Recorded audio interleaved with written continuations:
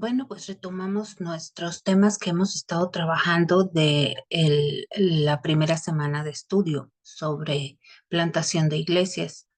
Y hoy vamos a tratar el fundamento filosófico y fundamento de liderazgo y el fundamento financiero, que son los que nos faltan.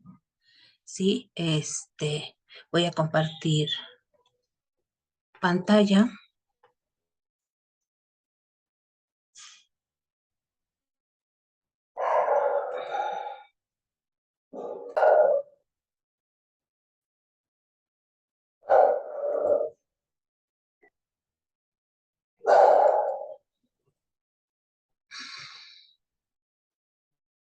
Bien, el fundamento filosófico responde a las siguientes preguntas, que son importantes cuando estamos haciendo un plan para abrir una iglesia, que tenemos que tener muy claros. ¿Cuál es mi filosofía y mi estrategia con respecto a empezar nuevas iglesias? ¿Sí? ¿Qué pienso al respecto? ¿Que es un papel importante? ¿Que es una carga? ¿O que no es necesario? Porque de eso va a depender cómo me desenvuelvo en esta situación. ¿Cuál es mi meta para para la nueva congregación? ¿Sí? Si va a ser una congregación que yo voy a atender todo el tiempo y no la voy a dejar crecer y volverse autónoma, ¿sí? Porque acuérdense que en los temas anteriores hemos estado hablando de que la meta es que estas congregaciones hijas crezcan hasta tener sus propios líderes y ser autónomas en su manejo y a ellas mismas reproducirse, ¿sí? Entonces, ¿qué estoy pensando al respecto de esas cosas?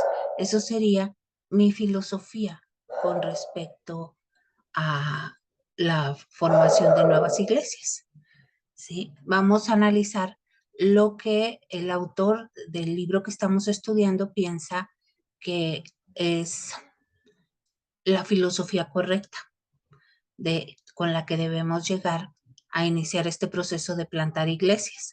Él desarrolla un término que es iglesias autóctonas, ¿sí? Y nos explica que para que algo sea autóctono, tiene que ser originario de un ambiente en particular.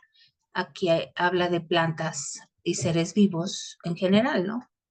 Es propio de tal entorno, ¿sí? Entonces, ¿qué significa esto en cuanto a las iglesias? Nuestra meta no es clonar exactamente congregaciones idénticas en todos lados, sino, como ya hemos hablado, que tengan un núcleo básico de identidad, de pertenencia a la diócesis, de pertenencia a la comunión anglicana, pero que también vayan desarrollando una forma propia de hacer el ministerio y una forma propia en los aspectos que son flexibles en la adoración, en el culto, ¿sí? De expresar su fe y en el ministerio,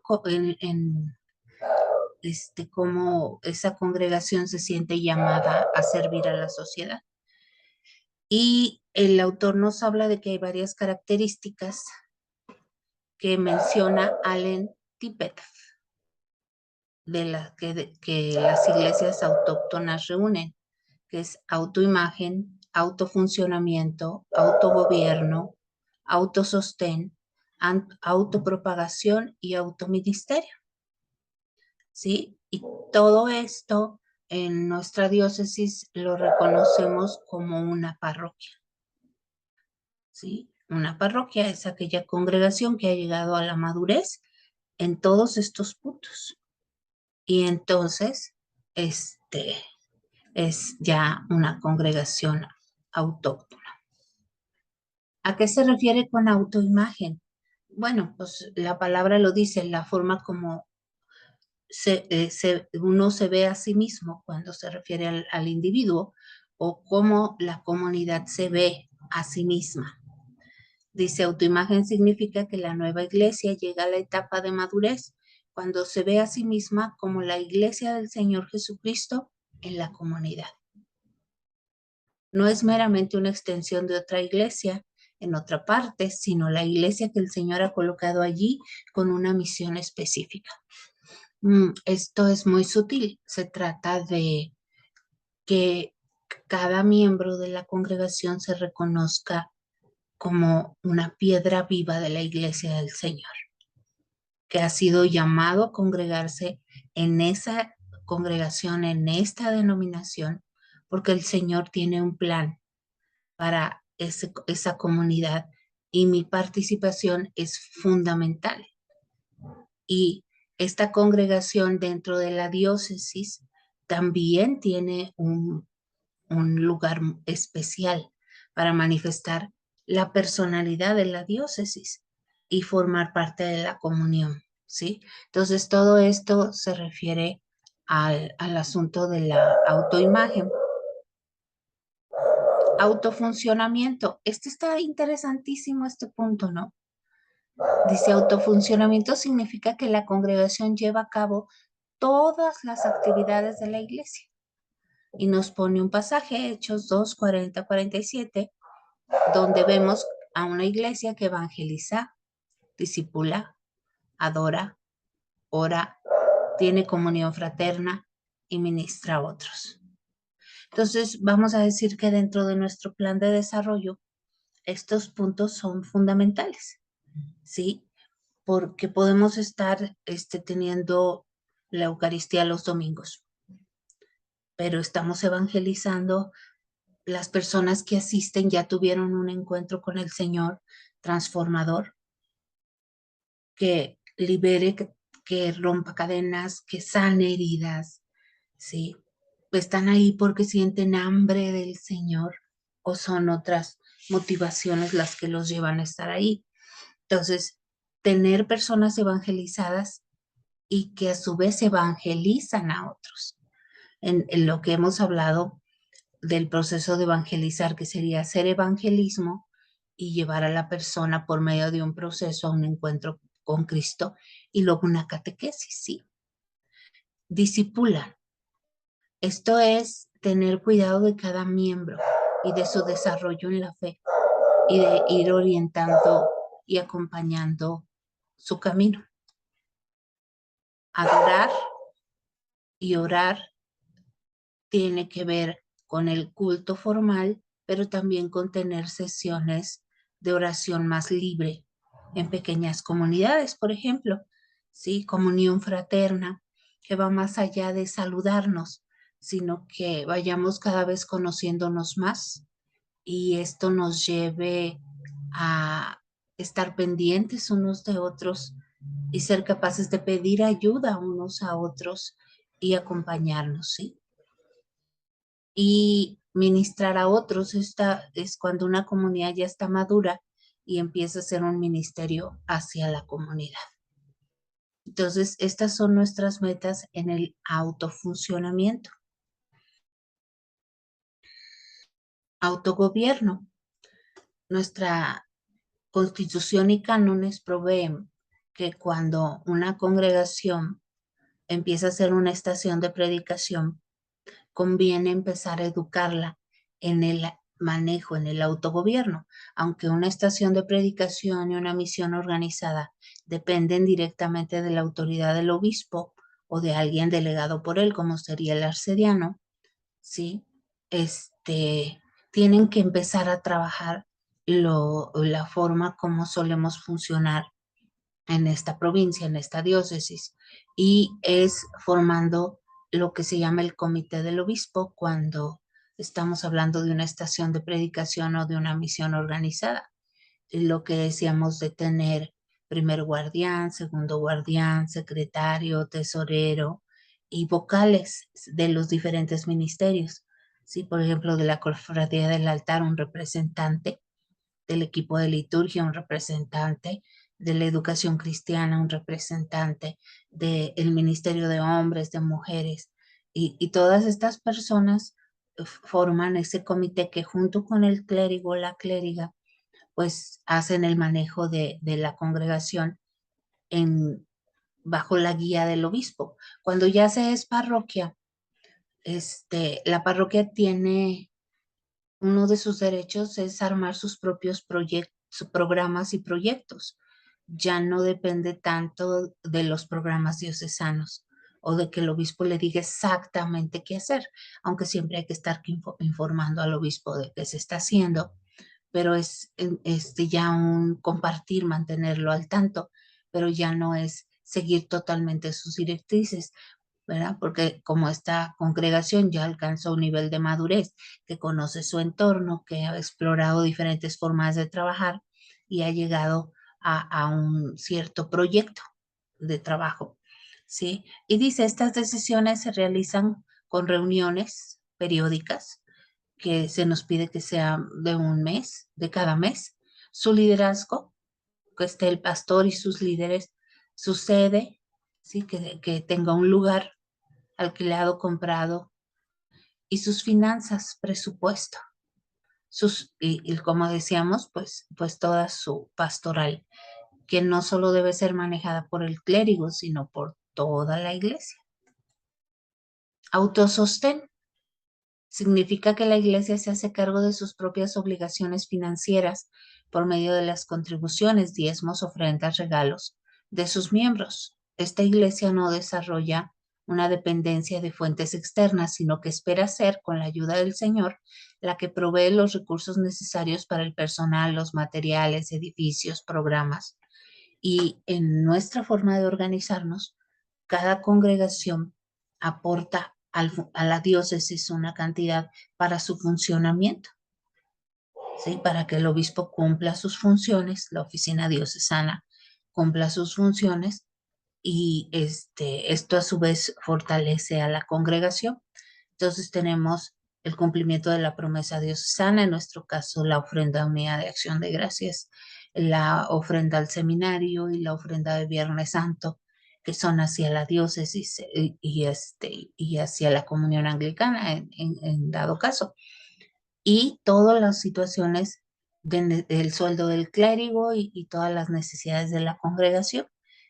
Esto pues se hace a través de tener un proyecto de sustentabilidad, que aquí solo nos habla de financiarse a través de las contribuciones, pero se pueden buscar otros medios de lograr el autosostén, ¿no? En otras materias en administración hablamos de eso, administración parroquial, cuando dijimos que se puede desarrollar un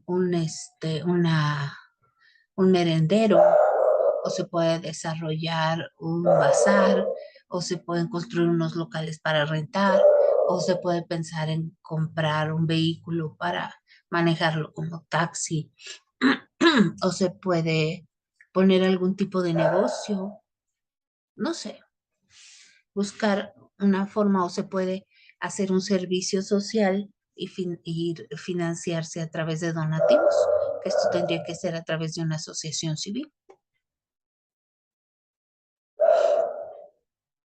Autopropagación. Una iglesia que ya llega a un grado de madurez de parroquia, sí tiene que reproducirse en iglesias hijas y ayudar a esta iglesia a lograr su madurez hasta parroquia para que se reproduzca. Sí, esa es una de las características muy importantes de este nivel de madurez de una congregación. Y autoministerio.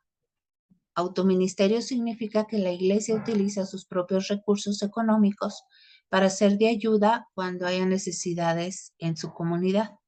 Esto sería hacia afuera, ¿verdad? Buscar hacer algún tipo de ministerio en el entorno.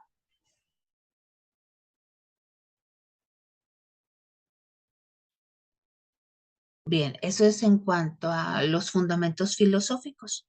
Yo creo que es muy importante analizar, ¿sí? ¿Cómo lograrías cada una de esas áreas? Y si ya estás en una congregación, pues, ¿en dónde estás y qué falta para lograr esas metas? Y luego el otro fundamento que vamos a analizar en este video es el fundamento del liderazgo. Este fundamento de liderazgo, tiene que ver directamente con quien está al frente de la congregación, el clérigo, la clériga, el ministro laico, ¿sí? Dice, fundamento del liderazgo, el sembrador de iglesias acepta la verdad de que el ministerio apostólico depende de la llenura del Espíritu Santo y de su poder que capacita. Esto es fundamental, o sea, nosotros hemos sido llamados y estamos aquí no porque seamos los mejores o los más capaces, sino porque Dios en su infinita misericordia nos eligió para dedicarnos a su servicio. Y para que yo pueda cumplir mi trabajo de forma adecuada, tengo que abrirme al Espíritu Santo. Y lo decíamos ayer en otro de los videos, ¿no? Permanecer llena, ser llena continuamente o lleno del Espíritu Santo y abrirme a sus dones, descubrir esos dones, ponerlos en práctica, no dejarlos ahí enterrados, ¿sí? Dice, este ministerio enfoca su energía en encontrar y ganar almas, incorporarlas en congregaciones vivas, crecientes, discipuladoras, llevando a estas ovejas encontradas a madurar en su fe y en su testimonio del Señor. Entonces, el líder no solo va a formar una nueva iglesia, sino que va a llevar a la madurez a la comunidad, a la congregación completa como iglesia y a cada individuo, ¿sí? Y ese es en lo que consiste el liderazgo, estar abierto y lleno del Espíritu Santo y trabajar en la congregación y con el acompañamiento de cada individuo. Rasgos bíblicos del sembrador de iglesias, un llamado claro. En general, se reconoce que el llamado al ministerio tiene dos vertientes, el que la persona sienta ese llamado, que sienta que el Señor le pide que se dedique a eso y que la iglesia lo ratifique. La ratificación de la iglesia tiene que ver con que tanto en el seminario como en el comité de ministerios, como en el comité permanente, como el obispo, todos digan que sí, que ven en esa persona una vocación, por lo tanto llega la ordenación, ¿sí? Aunque también es importante hacer notar a las personas que la iglesia sí tiene un lugar para todos, porque el que una persona no sea llamada al ministerio, vamos a suponer que en el camino de la ratificación de la iglesia llega un punto que se dice no eres para el ministerio ordenado, eso en ninguna forma implica que la persona no pueda seguir ejerciendo algún ministerio en la iglesia que sea muy importante. Sí, de hecho hay licencia para que los laicos prediquen. Está el ministerio laico, está la educación cristiana, está el ministro eucarístico. Entonces, está eso con licencias, pero también en otros ministerios, como un ministerio hacia la comunidad, etcétera, ¿no? Esto lo digo tanto por ustedes como que quieren llegar a ser ordenados y que esto pues no se cierren a que el Señor los quiera en su iglesia trabajando, pero a veces no necesariamente en el ministerio ordenado. Este es un punto importante. La visión segura. La visión es el atributo o habilidad que permite que uno entienda, cultive y comunique un futuro preferido que compele y motiva y mide la expresión misionera tanto del líder como de sus seguidores. ¿Sí? Visión tiene la cualidad de sí se puede, pero la visión apostólica no es un sueño alocado, sino uno basado firmemente en una roca de realidad. Entonces, la visión no es ser un soñador a ultranza y un positivo, no, todo bien, todo va a salir, sino una persona que analizando la realidad genera un plan basado en preguntarle al Señor qué quiere de esa comunidad. ¿Cómo vamos a saber qué quiere el Señor de una comunidad? ¿Se acuerdan los que ya han tomado la materia de administración parroquial cuando hablamos del método ABCD y el FODA.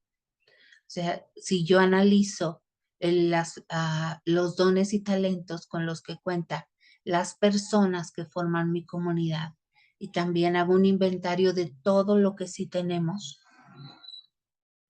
¿sí? Desde 3 sillas, desde un local rentado o un edificio o lo que tengamos. Entonces tomo todo eso y lo coloco, hablábamos en la clase, ¿no? Que la ABCD nos sugiere que hagamos un mapa, pongamos en la pared las fotografías de los miembros de la congregación y con etiquetas sus dones, talentos, carismas, porque ¿qué va a pasar cuando tengamos el mapa completo de la congregación?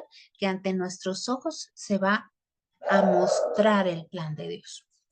Porque el Señor ha llamado a determinadas personas y las ha capacitado, dándoles ciertos dones para que cumplan la misión que se espera que esa congregación cumpla.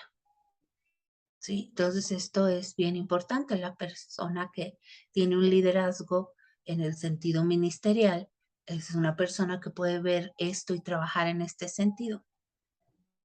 Motivar a las personas a seguir un proyecto. Este punto no es una meta de llegada, sino algo que yo tengo que trabajar día tras día tras día por toda mi vida.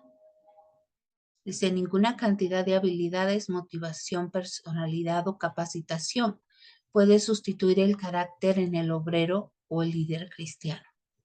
Este principio se aplica al sembrador de iglesias apostólico. Las personas a quienes Dios ha usado han sido invariablemente hombres y mujeres de una conducta intachable.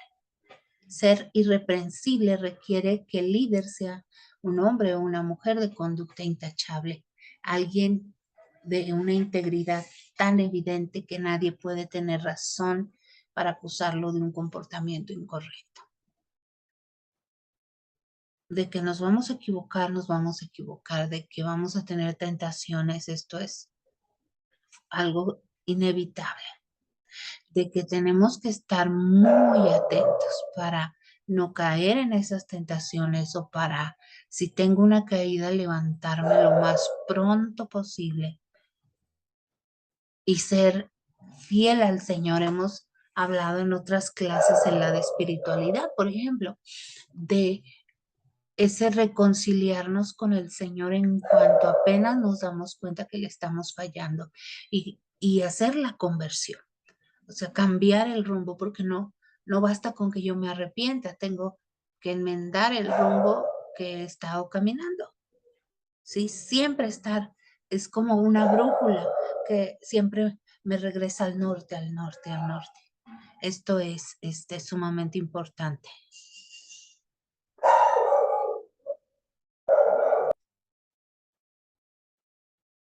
Tuve que hacer una pausa. Vamos a volver a abrir nuestra presentación. Entonces hablábamos de, pues, mantenerse fiel al Señor. No nada más es aparentar ser fiel al Señor.